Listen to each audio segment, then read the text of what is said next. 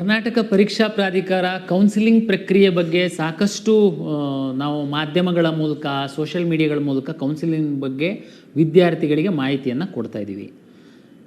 ಜೊತೆಗೆ ಕಳೆದ ವರ್ಷ ತಮಗೆಲ್ಲ ಗೊತ್ತಿರುವಂತೆ ನಾವು ಸರ್ಕಾರಿ ಇಂಜಿನಿಯರಿಂಗ್ ಕಾಲೇಜುಗಳಲ್ಲಿ ನಾವು ಮಂಥನ ಅಂತ ಒಂದು ಕಾರ್ಯಕ್ರಮವನ್ನು ಮಾಡಿ ನಮ್ಮ KA ಸಿಬ್ಬಂದಿಗಳು ಹಾಗೂ ಆ ಕಾಲೇಜಿನ ಸಿಬ್ಬಂದಿಗಳು ಎಂಟೈರ್ ಕೌನ್ಸಿಲಿಂಗ್ ಪ್ರಕ್ರಿಯೆ ಬಗ್ಗೆ ವಿದ್ಯಾರ್ಥಿಗಳಿಗೆ ಹೇಳಿದರು. ಅದರಿಂದ ಒಂದಷ್ಟು ವಿದ್ಯಾರ್ಥಿಗಳಿಗೆ ಅನುಕೂಲ ಆಗಿತ್ತು.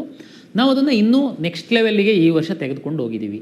ಕರ್ನಾಟಕ ರಾಜ್ಯದ ಎಲ್ಲ ಸರ್ಕಾರಿ ಮೆಡಿಕಲ್ ಕಾಲೇಜುಗಳು, ಸರ್ಕಾರಿ ಇಂಜಿನಿಯರಿಂಗ್ ಕಾಲೇಜುಗಳು ಹಾಗೂ ಸರ್ಕಾರಿ ಏಡೆಡ್ ಇಂಜಿನಿಯರಿಂಗ್ ಕಾಲೇಜುಗಳು, ಯಾವ ಜಿಲ್ಲೆಯಲ್ಲಿ ಈ ಇಂಜಿನಿಯರಿಂಗ್ ಕಾಲೇಜು ಮತ್ತು ಮೆಡಿಕಲ್ ಕಾಲೇಜಿಲ್ಲ ಅಲ್ಲಿ ಆ ಜಿಲ್ಲಾಡಳಿತ ರಂಗಮಂದಿರ ಅಥವಾ ಪಾಲಿಟೆಕ್ನಿಕ್ ಕಾಲೇಜಲ್ಲಿ 25ನೇ ತಾರೀಕಿಂದ 30ನೇ ತಾರೀಕಿನವರೆಗೆ ಪ್ರತಿ ದಿವಸ 2 ಸೆಷನ್ನು, ಬೆಳಿಗ್ಗೆ ಮತ್ತು ಮಧ್ಯಾಹ್ನ, 28ನೇ ತಾರೀಕು ಸರ್ಕಾರಿ ರಜೆ ಹೊರತುಪಡಿಸಿ ಕೌನ್ಸಿಲಿಂಗ್ ಕುರಿತ ಮಂಥನ ಕಾರ್ಯಕ್ರಮವನ್ನು ಆಯೋಜನೆಯನ್ನು ಮಾಡಿದೆ.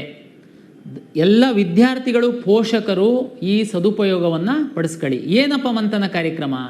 ತಮಗೆಲ್ಲ ಗೊತ್ತಿರುವಂತೆ ಕರ್ನಾಟಕ ರಾಜ್ಯದಲ್ಲಿ ಎಷ್ಟು ಕಾಲೇಜುಗಳಿದೆ ಅಂದರೆ ನಾವು KCET ರ್ಯಾಂಕ್ ಆಧರಿಸಿ, ನೀಟ್ ರ್ಯಾಂಕ್ ಆಧರಿಸಿ ನಾವೇನು ಸೀಟ್ ಅಲಾಟ್ ಮಾಡ್ತೀವಿ ಕೌನ್ಸಿಲಿಂಗಲ್ಲಿ, ಎಷ್ಟು ಕಾಲೇಜುಗಳಿದೆ, ಎಷ್ಟು ಸೀಟ್ಗಳಿದೆ, ಯಾವ್ಯಾವ ಕಾಲೇಜಲ್ಲಿ ಏನೇನು ಫೀಸ್ ಇದೆ, ಕಳೆದ ವರ್ಷ ಏನು ಕಟ್ ಆಫ್ ಆಗಿತ್ತು, ಇದು ಎಲ್ಲ ಮಾಹಿತಿಯನ್ನು ನಿಮಗೆ ಅಲ್ಲಿ ಒಂದೇ ರೂಮಲ್ಲಿ ನಿಮಗೆ ಪಾಠ ಮಾಡೋರಿದ್ದಾರೆ ನಮ್ಮ ಎಕ್ಸ್ಪರ್ಟ್ಸು. ಜೊತೆಗೆ ಕೌನ್ಸಿಲಿಂಗ್ ಅಂತಂದರೆ ಎಷ್ಟು ರೌಂಡ್ ಇರುತ್ತೆ, ಕೌನ್ಸಿಲಿಂಗಲ್ಲಿ ಆಪ್ಷನ್ ಎಂಟ್ರಿ ಮಾಡೋದು ಹೇಗೆ, ಮಾಕ್ ರೌಂಡ್ ಅಂತಂದ್ರೇನು, ರಿಸಲ್ಟ್ ಅನೌನ್ಸ್ ಮಾಡಿದ ಮೇಲೆ ಏನು ಮಾಡಬೇಕಾಗುತ್ತೆ ವಿದ್ಯಾರ್ಥಿಗಳು, ಅಡ್ಮಿಷನ್ ಕಂಪಲ್ಸರಿ ಇರುತ್ತಾ ಇಲ್ಲ ವೆಯ್ಟ್ ಮಾಡ್ಬೋದಾ, ಫೀಸ್ ಎಲ್ಲಿ ಕಟ್ಟಬೇಕು, ಫೀಸು ವಾಪಸ್ ಬರುತ್ತಾ ನಾವು ಬೇರೆ ಕಡೆ ಹೋಯಿತು ಅಂತಂದರೆ, ಸಾಕಷ್ಟು ಪೇರೆಂಟ್ಸ್ಗಳಿಗೆ ಗೊಂದಲಗಳಿರುತ್ತೆ. ಇದಕ್ಕೆ ನಾವು ರಾಜ್ಯದ 66 ಸ್ಥಳಗಳಲ್ಲಿ ಅಂದರೆ ನಾನು ಹೇಳಿದ್ದಲ್ಲ ಸರ್ಕಾರಿ medical college, engineering college, aided engineering ಕಾಲೇಜುಗಳಲ್ಲಿ ನಾವು ವ್ಯವಸ್ಥೆಯನ್ನು ಮಾಡಿಕೊಂಡಿದ್ದೀವಿ.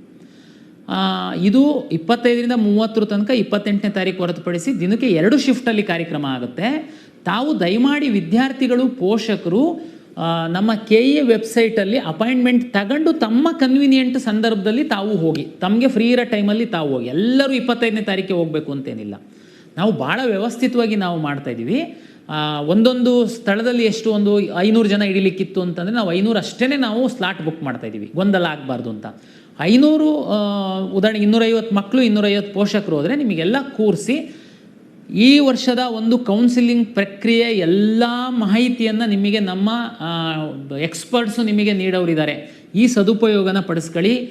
ಮಂಥನ 2026 KCET 2026 ರ್ಯಾಂಕ್ ಆಧರಿಸಿ ಹಂಚಿಕೆ ಮಾಡುವಂತಹ ಎಲ್ಲ ಸೀಟುಗಳ ಅಂದರೆ ಎಲ್ಲ ಕೌನ್ಸಿಲಿಂಗ್ ಪ್ರಕ್ರಿಯೆಯ ಮಾಹಿತಿಯನ್ನು ಈ ಮಂಥನ ಕಾರ್ಯಕ್ರಮದಲ್ಲಿ ವಿದ್ಯಾರ್ಥಿಗಳಿಗೆ ಕೊಡುತ್ತೆ.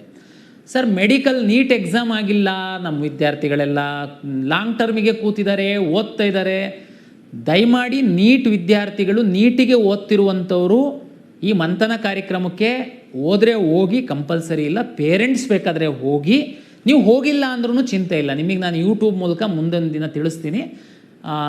ಮೆಡಿಕಲ್ ವಿದ್ಯಾರ್ಥಿಗಳು ಯಾರು ತಾವು ಸ್ಟಡಿ ಮಾಡ್ತಾ ಇದ್ದೀರಾ, ಒಂದೊಂದು ಗಂಟೆನೂ ಇಂಪಾರ್ಟೆಂಟ್ ಇದೆ. ತಾವೇನು ಮಂಥನ ಕಾರ್ಯಕ್ರಮಕ್ಕೆ ಕಂಪಲ್ಸರಿ ಹೋಗಬೇಕಾಗಿಲ್ಲ, ನಿಮ್ಮ ಪೇರೆಂಟ್ಸ್ ಬೇಕಾದರೆ ಹೋಗಿ ಬರಲಿ. ಅಂದರೆ ನಾವು ಹೇಳುವಾಗ ಎಲ್ಲ ಪ್ರಕ್ರಿಯೆಗಳನ್ನ ನಾವಲ್ಲಿ ಕೌನ್ಸಿಲಿಂಗ್ ಬಗ್ಗೆ ಹೇಳ್ತೀವಿ. ಆದರೆ ನೀಟ್ ಪರೀಕ್ಷೆ ಆಗಿಲ್ದಿರೋದ್ರಿಂದ ನೀಟ್ ವಿದ್ಯಾರ್ಥಿಗಳು ದಯಮಾಡಿ ಸ್ಟಡಿ ಮಾಡಿ. ಉಳಿದಂಥ ಎಲ್ಲ ಆಸ್ಪಿರೆಂಟ್ಸು ದಯಮಾಡಿ ಈ ಮಂಥನ ಕಾರ್ಯಕ್ರಮವನ್ನು ಸದುಪಯೋಗ ಪಡಿಸ್ಕೊಳ್ಳಿ. ನಿಮಗೆ ಅಲ್ಲಿ ಇಲ್ಲಿ ಏನೋ ನೀವು ಬೇರೆ ಬೇರೆ ಕಡೆ ಯೂಟ್ಯೂಬು ಮಾಧ್ಯಮ ಅಲ್ಲಿ ಇಲ್ಲಿ ನೋಡೋದಕ್ಕಿಂತ ಇಲ್ಲಿ ಒಂದೇ ರೂಫ್ ಅಡಿನಲ್ಲಿ ನಿಮಗೆ ಎಂಟೈರ್ ಕೌನ್ಸಿಲಿಂಗ್ ಬಗ್ಗೆ ಮಾಹಿತಿ ಸಿಗುತ್ತೆ. ದಯಮಾಡಿ ಮಂಥನ 2026 25ನೇ ತಾರೀಕಿಂದ 30ನೇ ತಾರೀಕು, 28ನೇ ತಾರೀಕು ಹೊರತುಪಡಿಸಿ ಪ್ರತಿ ದಿವಸ 2 ಸೆಷನಲ್ಲಿ ನಡೆಯುತ್ತೆ. ತಾವು ಸ್ಲಾಟ್ ಬುಕ್ ಮಾಡಿ ಆ ಕಾಲೇಜಿಗೆ ಅಥವಾ ಆ ಒಂದು ಮಂಥನ ಕಾರ್ಯಕ್ರಮದ ಸ್ಥಳಕ್ಕೆ ವಿಸಿಟ್ ಮಾಡಿ ಈ ವರ್ಷದ ಕೌನ್ಸಿಲಿಂಗ್ ಪ್ರಕ್ರಿಯೆಯನ್ನು ಅರ್ಥ ಮಾಡ್ಕೊಳ್ಳಿ. ಇದರಿಂದ ನಿಮಗೆ ಒಳ್ಳೆ ರೀತಿ ಸೀಟನ್ನು ಪಡೀಲಿಕ್ಕೆ ತುಂಬ ಸಹಾಯ ಆಗುತ್ತೆ. ತಮಗೆಲ್ಲರಿಗೆ ನಮಸ್ಕಾರ.